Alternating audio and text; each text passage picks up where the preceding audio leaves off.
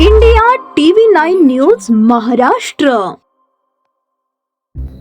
Police असल्याचे भासवून ज्येष्ठ शेतकऱ्याची 3 तोळे वजनाची सोन्याची चेन, अंदाजे किंमत 4.5 लाख रुपये फसवणूक करून लंपास करणाऱ्या 4 आरोपींना करमाळा पोलिसांनी अटक करून मुद्देमाल हस्तगत केला आहे.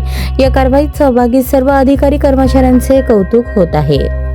20 जून 2025 रोजी दुपारी 3:30च्या सुमारास रवींद्र शंकर देशमुख वय 65 राहणार वांगी तालुका करमाळा हे मोटरसायकलवरून जात असताना खडकेवाडी फाट्याजवळ 4 अनोळखी इसमांनी त्यांना अडवून स्वतःला पोलीस असल्याचे सांगितले.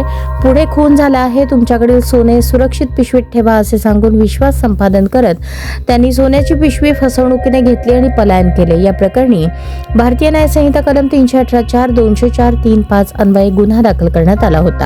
पोलीस निरीक्षक रणजित माने यांच्या नेतृत्वाखाली सीसीटीव्ही फुटेज व तांत्रिक तपासाच्या आधारे आरोपींना अटक करण्यात आली. आरोपींनी गुन्ह्याची किंमत कबुली दिली असून आरोपी झहीर अब्बास अली याच्याकडून अंदाजे 3 तोळे वजनाची सोन्याची चेन हस्तगत करण्यात आली. ही कारवाई पोलीस अधीक्षक अतुल कुलकर्णी, अपर पोलीस अधीक्षक प्रीतम यावलकर, उपविभागीय पोलीस अधिकारी अंजली कृष्णा यांच्या मार्गदर्शनाखाली करण्यात आली.